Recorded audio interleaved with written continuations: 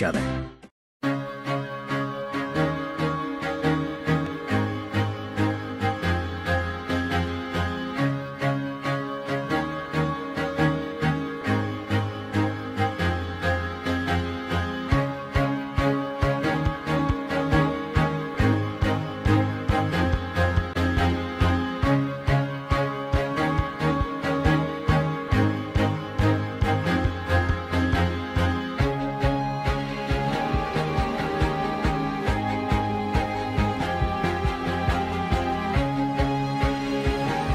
Jusqu'à présent, la voiture sans chauffeur de Google était la voiture de Monsieur Tout-le-Monde, qui se conduisait toute seule, mais qui au besoin rendait le pouvoir et le volant au conducteur en cas de souci.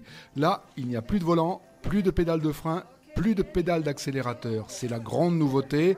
Google a décidé que le conducteur était une partie du problème.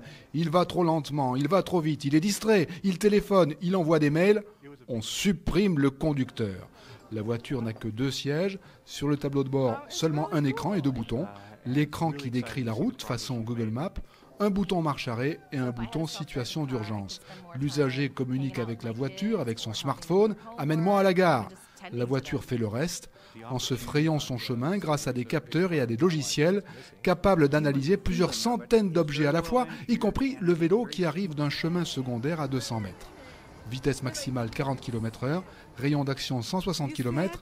La nouvelle voiture Google va commencer à circuler cet été sur le campus de Google à Mountain View en Californie. Et si tout va bien, elle sortira du campus pour découvrir le vaste monde. I love this!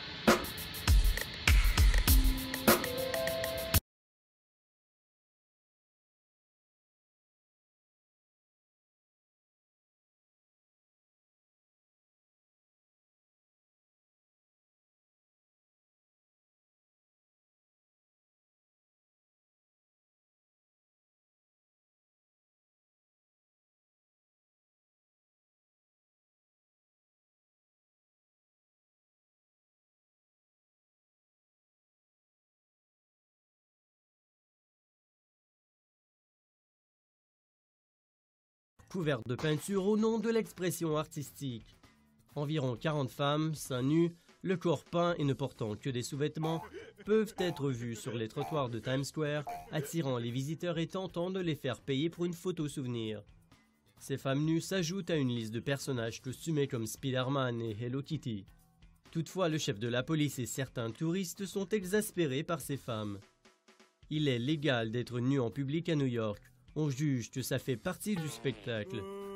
Toutefois, certaines personnes se demandent si ces femmes ne vont pas trop loin au nom de l'art.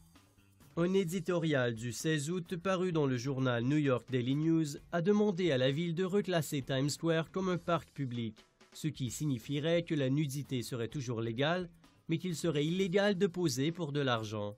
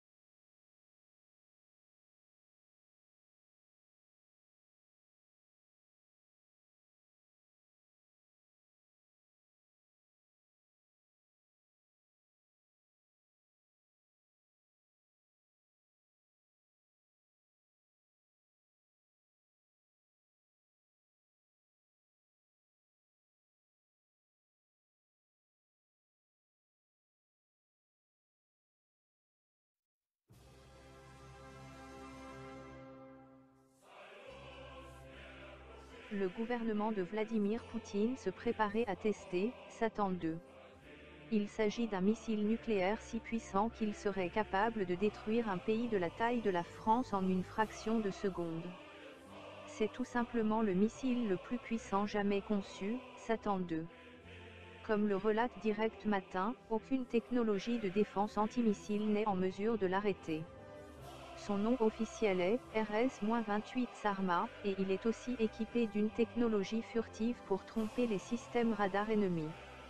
La capacité d'action de Satan II est de 10 000 km. Il peut contenir jusqu'à 12 têtes nucléaires.